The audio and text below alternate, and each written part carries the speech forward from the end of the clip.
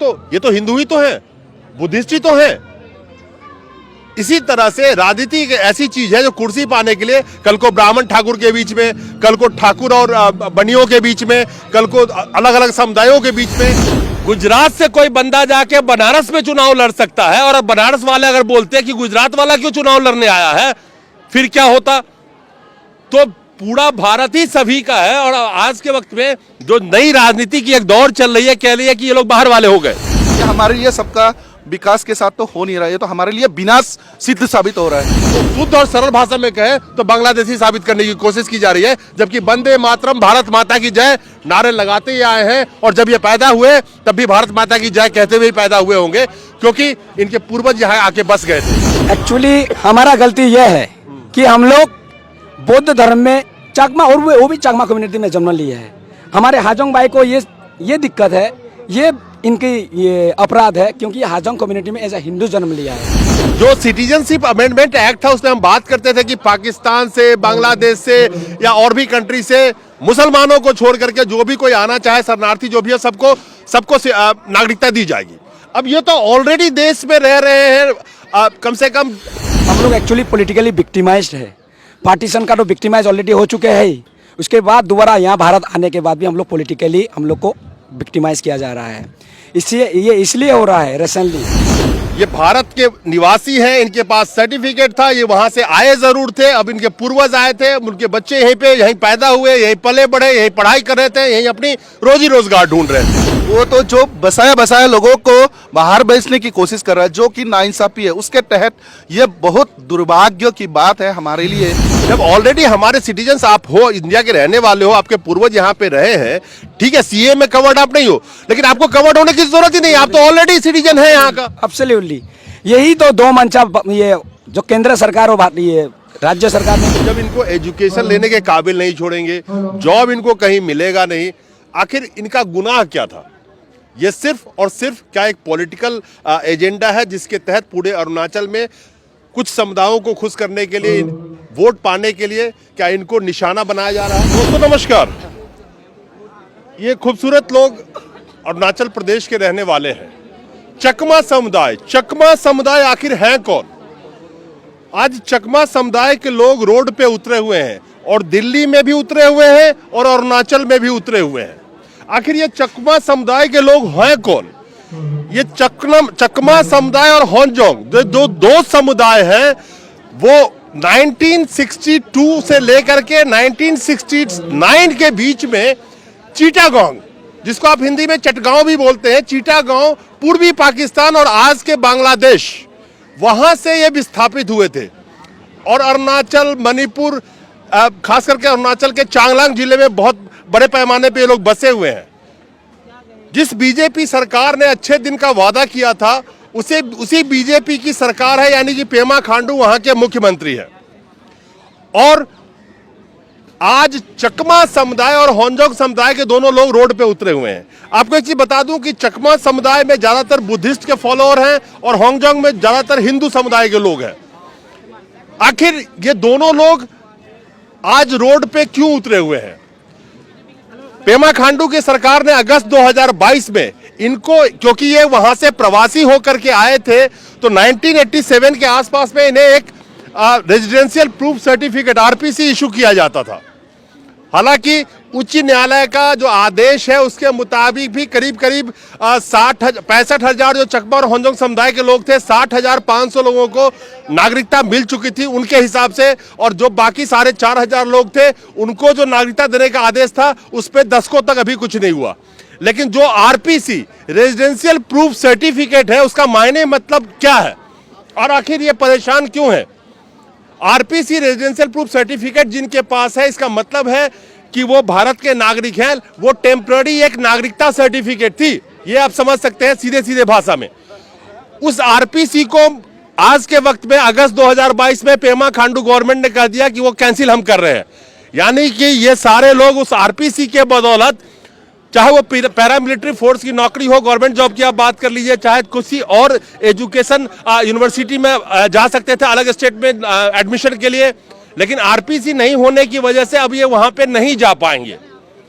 तो आज के वक्त में एक अंधकार में इनकी जीवन फंस के रह गई है, मैं ये कह सकता हूं। लेकिन आरपीसी कैंसिल करने का नौबत क्यों आया, यह सवाल भी दर्शकों के मन में होगा। आरपीसी कैंसिल करने का यह मतलब है क्योंकि आज के मौजूदा मुख्यमंत्री जो पेमा खांडू हैं वहां के बीजेपी के, वो कह रहे हैं कि अरुणाचल एक जनजातीय प्रदेश है और वहां पे जो बाहर के लोग हैं उनको यहां से बाहर जाना होगा, सीधी सी भाषा में अगर हम बोले तो। वही 2017 में किरण रिजिजू जो कानून मंत्री है, उन्होंने कहा था कि सबको नागरिकता दी जाएगी। तो कई तरह से अलग अलग स्टेटमेंट है, लेकिन मौजूदा वक्त में पेमा खांडू जो वहां के मुख्यमंत्री हैं, उन्होंने साफ तौर पे आरपीसी कैंसिल कर दिया इनका, और फर्दर कोई आरपीसी इशू नहीं होगा। तो ये तो कैसे साबित करेंगे कि हम इंडिया में ही रहने वाले हैं, हम इंडिया के ही हैं, और कहीं जॉब के लिए नहीं जा सकते, कहीं पढ़ाई के लिए नहीं जा सकते। तो हमारे साथ जो आज जंतर मंतर पे सैकड़ों के तादाद में अरुणाचल के स्टूडेंट हैं, उनकी जीवन अंधकारमय हो चुकी है। अगर गुजरात से कोई बंदा जाके बनारस में चुनाव लड़ सकता है, और बनारस वाले अगर बोलते हैं कि गुजरात वाला क्यों चुनाव लड़ने आया है, फिर क्या होता? तो पूरा भारत ही सभी का है। और आज के वक्त में जो नई राजनीति की एक दौर चल रही है, कह रही है कि ये लोग बाहर वाले हो गए। मेरे ख्याल से आप लोग समझ गए होंगे कि करीब करीब 70,000 लोगों की जीवन किस अंधकार में के तरफ धकेल दिया गया है। और साफ तौर पे ये भारत के निवासी हैं, इनके पास सर्टिफिकेट था, ये वहां से आए जरूर थे, अब इनके पूर्वज आए थे, उनके बच्चे यहीं पैदा हुए, यहीं पले बढ़े, यहीं पढ़ाई कर रहे थे, यहीं अपनी रोजी रोजगार ढूंढ रहे थे। मेरा सवाल है कि ये कौन सी पॉलिटिक्स है कि एक तो किरण रिजिजू ने कहा था और सुप्रीम कोर्ट का भी ऑर्डर था कि सबको अब दिया जाए, उस पर कोई सुनवाई नहीं हुई। उनका आदेश है, उन्होंने ऑर्डर दिया था, उस पर कुछ नहीं हुआ। 2 अगस्त के 2022 में आरपीसी कैंसिल करो, मतलब ये किस तरह की राजनीति की जा रही है आप लोगों के साथ में? ये तो मेरा नाम उत्तम है, मूलतः मैं अरुणाचल प्रदेश से हूँ। मैं इस बात को सीधी तरीके से कहना चाहूँगा, क्योंकि जिस तरीके से अरुणाचल सरकार एक प्रकार को जो डिस्क्रिमिनेशन कर रहा है 2 समुदायों के साथ, क्योंकि ये एक पॉलिटिकल एजेंडा के तहत किया जा रहा है जो भी है।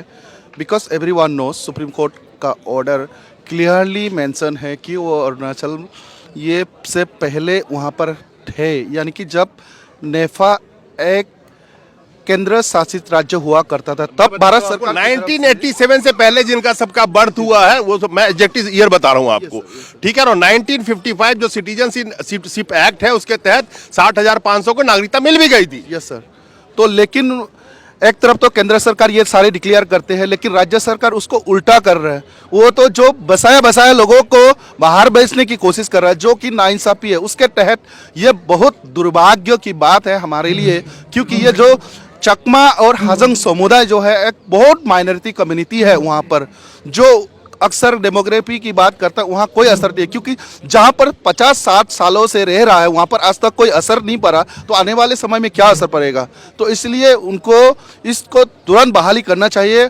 और ये जो पॉलिटिकल मुद्दा, उनके पॉलिटिकल राजनीति के चक्कर में हमारा जो आने वाले भविष्य है, नस्लें है, पूरा खराब हो जाएगा। हमारे लिए ऑलमोस्ट मरने की जैसा है, डेट की तरह है हमारा आने वाले भविष्य। क्योंकि उसके बिना अभी उदाहरण के तौर पर लीजिए, अभी अग्निवीर और बीएसएफ सीआईएसएफ में बहुत सारे लोगों ने भरा है, और कुछ लोग ट्रेनिंग दे के भी आ गए, लेकिन उनको रेसिडेंट प्रूफ आवासीय प्रमाण पत्र सबमिट करने की बारी आए तो वहाँ इशू नहीं हुआ है, कैंसिल हो गया। अब वो बोरी बिस्तर लेके ट्रेनिंग के बाद घर वापस बैठे हुए हैं। वो करेंगे क्या? जो बीए पास कर लिया, 12 पास करके अच्छा मार्क्स से, फिर उसके बाद करेंगे क्या आरपीसी के बिना? वो हम किस दिशा पे जा रहा है, वो सरकार को भी देखना है। और राज्य सरकार के साथ साथ इन जो गलत निर्णयों के साथ साथ जो हमारा भविष्य के साथ खिलवाड़ हो रही है, उसको बंद करनी चाहिए। और उसको केंद्र सरकार को भी संज्ञान में लेना चाहिए, क्योंकि चकमा हाजों का समुदाय उनके लिए कोई नया नहीं है। ये मुद्दा बहुत पुराना है, अधिकतर मंत्री को पता है ये चीज़ें, लेकिन उसका समाधान बहुत जल्द से जल्द होना चाहिए। केवल प्रेशर ग्रुप में कोई आंदोलन कर देगा ये सोच के इस तरीके का डिसीजन नहीं लेना चाहिए। किसी का भविष्य खराब हो सकता है, और किसी का जो एक नस्ल है, एक प्रकार से हम लोग बहुभाषी क्षेत्र या अक्सर क्या है, सबका साथ सबका विकास कहते हैं, ये हमारे लिए सबका विकास के साथ तो हो नहीं रहा है, ये तो हमारे लिए विनाश सिद्ध साबित हो रहा है। तो उस मंत्र को भी इनको आगे देखना चाहिए। हम हैं उसके लिए विक्टिम, तो हमें देख लीजिए सर। अगर मैं मोदी जी से भी कहना चाहूँगा, अमित शाह जी से कहना चाहूँगा, किरण रिजिजू से भी कहना चाहूँगा, पर्सनली मिल चुके हैं, उनको व्यक्तिगत रूप से सिंपैथी है, बताया है उन्होंने, लेकिन थोड़ा सा उसको अमन में भी लाएं उस चीज़ को, ताकि हम लोग भी इंसान हैं, कोई मशीन नहीं है, कोई जानवर नहीं है। जब चाहे आप उठा के यहाँ ले जाओ, वहाँ फेंकोगे, हम वहाँ चले जाए। हम लोग 7 सालों से वहाँ, हमारे पूर्वज आए थे, दादाजी लोग आए थे, वो चले बसे, पिताजी लोग आए, पिताजी लोग भी उनमें से 3-4 भाइयों में से एक भाई बचा हुआ है। लेकिन मैं वो समझा सारे खत्म हो सर, गए। मेरी सवाल ये है कि आखिर ऐसा क्या हो गया कि 2022 में आके अगस्त में ये फैसला लिया गया कि आरपीसी सबका कैंसिल करो, कोई भी फ्रेश आरपीसी इशू नहीं किया जाएगा। जबकि मैं यहाँ पे एक चीज आपको याद दिला दूं कि एनआरसी और सीए आपने सुना होगा, कितना देश में बवाल हुआ था, सब कुछ हुआ था। जो सिटीजनशिप अमेंडमेंट एक्ट था उसमें हम बात करते थे कि पाकिस्तान से, बांग्लादेश से या और भी कंट्री से मुसलमानों को छोड़ करके जो भी कोई आना चाहे, शरणार्थी जो भी है, सबको नागरिकता दी जाएगी। अब ये तो ऑलरेडी देश में रह रहे हैं, कम से कम कितने 40 साल के करीब, 30 साल के करीब, 50 साल के करीब हो गए। तो आखिर ये ऑलरेडी नागरिकता है, तो इनको क्यों हटाया जा रहा है और इनसे क्या है? अब सवाल ये है, आखिर क्यों हटाया जा रहा है, बताइए। एक्चुअली पहले ही पता होगा आपको, ये चकमा हाजोंग इशू इस अरुणाचल में 50 सालों से जो इशू चल रहा है वो पॉलिटिकल इशू है। इस इशू को चकमा हाजोंग का जो वोट बैंक पॉलिटिक्स है, वो निर्णय लेने में कोई मेजोरिटी, उसको गवर्नमेंट बनाने में कोई साबित नहीं होता है। हम लोग एक्चुअली पॉलिटिकली विक्टिमाइज्ड है। पार्टीशन का तो विक्टिमाइज ऑलरेडी हो चुके हैं ही, उसके बाद दोबारा यहाँ भारत आने के बाद भी हम लोग पॉलिटिकली हम लोग को विक्टिमाइज किया जा रहा है।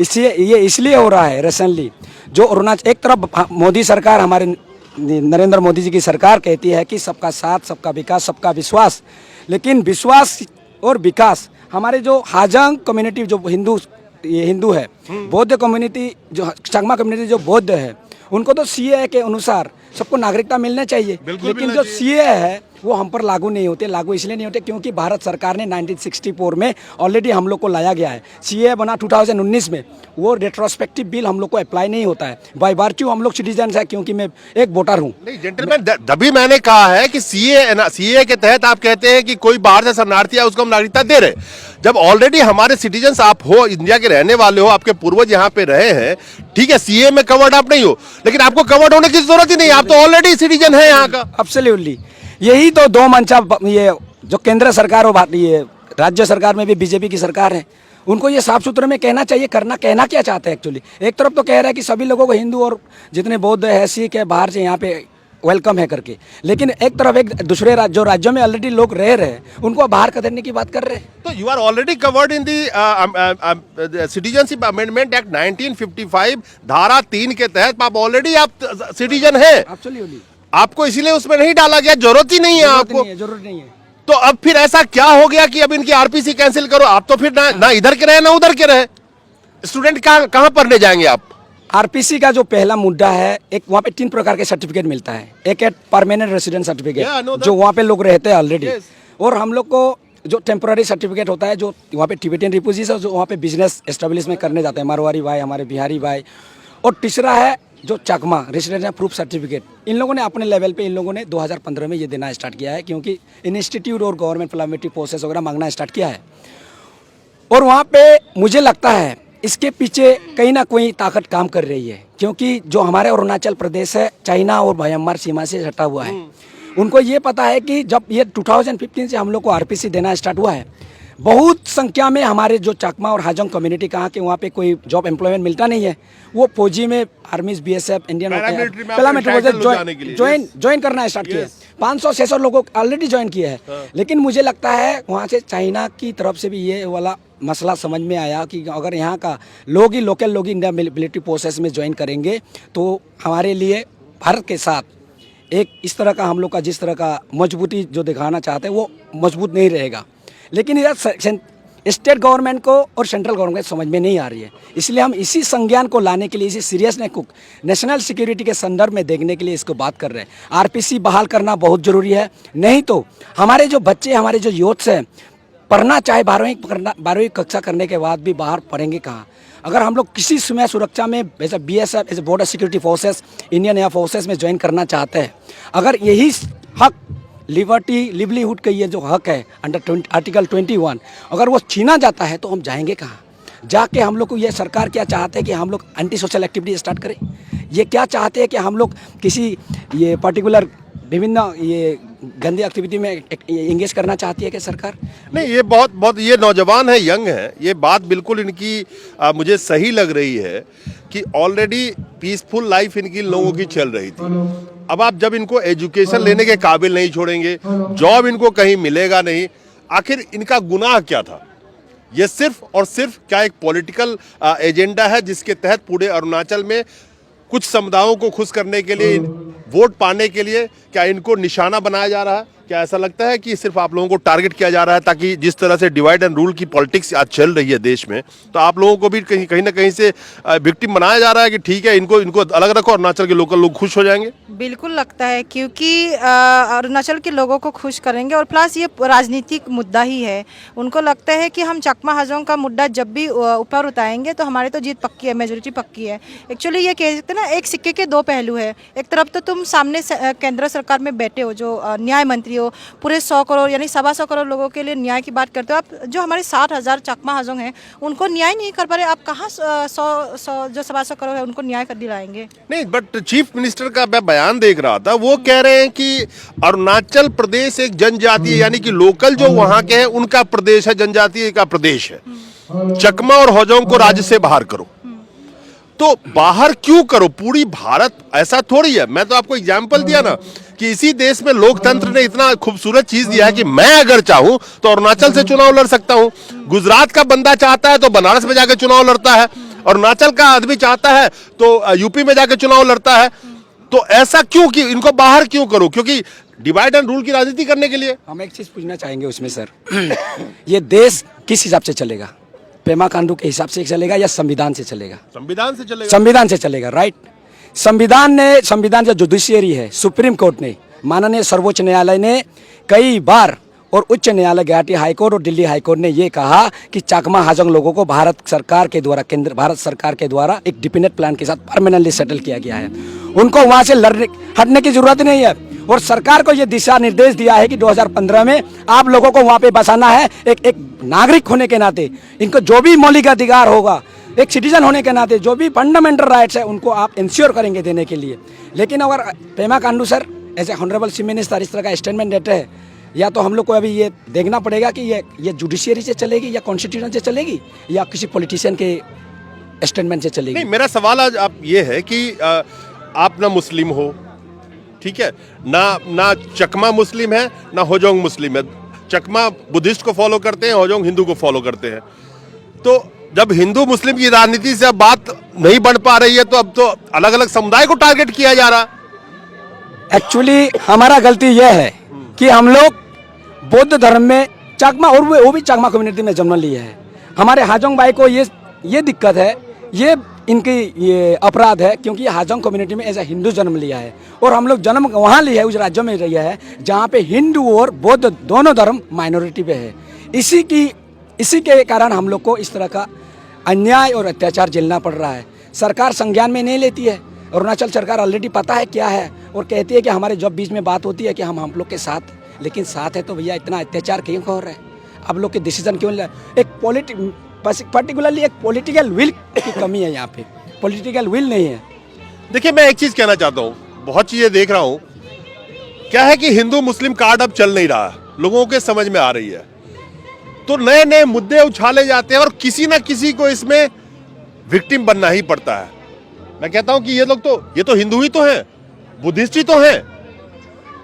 इसी तरह से राजनीति एक ऐसी चीज है जो कुर्सी पाने के लिए कल को ब्राह्मण ठाकुर के बीच में, कल को ठाकुर और बनियों के बीच में, कल को अलग अलग समुदायों के बीच में, यानी कि हिंदू समुदाय में ही फूट डाल के राज करो की राजनीति चालू हो जाएगी। आखिर इन 65,000 लोग जो ऑलरेडी सुकून से जी रहे थे, अब इनको कह रहे हैं कि अरुणाचल एक जनजातीय प्रदेश है, इनको राज्य से बाहर करने के लिए, और उसको करने के लिए अगर इनका सिटीजनशिप जैसे आरपीसी ही छीन लिया गया है, तो आखिर ये नौजवान करेंगे क्या? जैसा इन्होंने कहा कि रोजी रोटी करने के लिए गलत कदम भी उठाना पड़ जाएगा, अगर पेट भूखा रहेगा तो कुछ भी कर सकते हैं। लेकिन सवाल यह है, मैं आपसे आखिरी सवाल ये लेना चाहूंगा कि इसका सॉल्यूशन कैसे निकलेगा, क्योंकि वो तो कुछ करने को तैयार नहीं है। इसका सोल्यूशन ये है कि जैसे हम डेमोक्रेटिक कंट्री में रहते हैं तो हम इस लड़ाई को तो जारी रखना ही है, क्योंकि लाइफ एंड डेथ का सवाल है। हम इस लड़ाई को जारी रखना ही है। लेकिन अगर कल को हम तो मेन लाइन से जुड़े हैं, कोशिश ये रखते हैं कि जो हमारा ड्रॉप आउट स्टूडेंट है 10, 12 या ग्रेजुएशन करके इधर उधर एंगेज रखने की है, लेकिन एक टाइम आएगा कि कब तक करेंगे, मतलब कि पॉजिटिव कब तक। ये जो आपने इतना किया है ये कम नहीं था, इतना सालों तक जो दबा के रखा हुआ है, और कब तक। तो जब आदमी भूखा होता है, भूख लगता है, कुछ भी कर देता है, तो कोई भी कदम होगा तो वो सरकार को जिम्मेदारी लेनी पड़ेगी। क्योंकि आदमी को रहने के लिए, खाने पीने के लिए कुछ नहीं बचेगा तो आदमी करेगा क्या। आज कैसा फील हो रहा है मेरे दोस्त, आप यंग हो, कि जिस तरह से मौजूदा सरकार आज के वक्त में आप लोगों को जिस तरह से ऑलमोस्ट मुख्य धारा से तो कट जाओगे, क्या करोगे जब आपके पास आरपीसी नहीं रहेगा, कुछ भी नहीं रहेगा, तो now what you are thinking right now? फिलहाल तो मैं यही सोच रहा हूँ कि हमारे पास कुछ ऑप्शन ही नहीं है फिलहाल। अगर आरपीसी नहीं देगा तो मैं भी हूँ जस्ट अपना पढ़ाई कर रहा हूँ, पढ़ाई ख़त्म करके अगर मुझे आरपीसी ही नहीं मिलेगा तो मैं करूँगा क्या। मैं भी वही सोच रहा हूँ कि हमारे पास कुछ ऑप्शन ही नहीं है, या फिर हमें अगर कोई सेंट्रल गवर्नमेंट में जॉब चाहिए होने से भी तो कुछ ऑप्शन ही नहीं है हमारे पास। तो धीरे धीरे हमें, अगर ऐसा ना हो, लेकिन धीरे धीरे हमारे यूथ्स का जो दिमाग है वो गलत रास्ता में भटक जाएगा। सरकार को जिम्मेदारी लेनी चाहिए सर इस बात की, क्योंकि दिखने में आ रहा है, अक्सर इंटेलेक्चुअल की बात होती है तो ये दिखने में आता है, क्योंकि गलत रास्ता पकड़ लिया तो रोकना बहुत मुश्किल हो जाएगा, because academically they are educated होंगे मोस्टली सर। तो यहाँ पे पकड़ पाना बहुत मुश्किल होगा, रोक पाना बहुत मुश्किल होगा। उस समय सरकार चाहते हुए कुछ नहीं कर पाएगा, मैं दबा के साथ कहता हूँ, क्योंकि आदमी कुछ भी कर जाएगा उस समय। 138 करोड़ आबादी के देश में 65,000 के करीब इनकी अपनी आबादी होंजोंग और चकमा की हम बात करें तो 2011 के सेंसस के हिसाब से करीब 45,000 थी। आज अनुमानित है, क्योंकि सेंसस तो हुआ नहीं है, तो एक अनुमान लगाया जा रहा है कि 65,000 से 70,000 के बीच में चकमा और होंजोंग समुदाय के लोग आज की डेट में अवेलेबल है हर जगह पे। खासकर अरुणाचल के चांगलांग के एरिया में ज़्यादातर ये निवास करते हैं। लेकिन सवाल यह है कि जो लोग सदियों से, लगभग 5 दशक से ज़्यादा से सुकून से जिंदगी जी रहे थे और कोई परेशानी नहीं थी, आखिर क्या वजह है कि आज इस वक्त में आकर के और शुद्ध और सरल भाषा में कहे तो बांग्लादेशी साबित करने की कोशिश की जा रही है, जबकि वंदे मातरम, भारत माता की जय नारे लगाते ही आए हैं। और जब ये पैदा हुए तब भी भारत माता की जय कहते हुए ही पैदा हुए होंगे, क्योंकि इनके पूर्वज यहाँ आके बस गए थे। आखिर क्यों अन्याय किया जा रहा है? अन्याय वर्ड इसलिए यूज कर रहा हूं कि अगर आरपीसी वगैरह इनको नहीं मिलेंगे तो आखिर ये किस काबिल बच जाएंगे और अपनी रोजी रोटी कहां से कमाएंगे? क्या आज के वक्त में अरुणाचल के मुख्यमंत्री पेमा खांडू को शायद ये लगता हो, क्योंकि वोट की ताकत सबसे बड़ी ताकत होती है, तो इनकी वोट की भी उनको जरूरत नहीं है। जैसे मौजूदा वक्त में जो केंद्र में सरकार है बीजेपी, वोट के लिए क्या क्या रचती है और क्या क्या करती है ये भी आप जानते हैं, लेकिन शायद इनकी वोट की कीमत नहीं है आज के वक्त में। नमस्कार।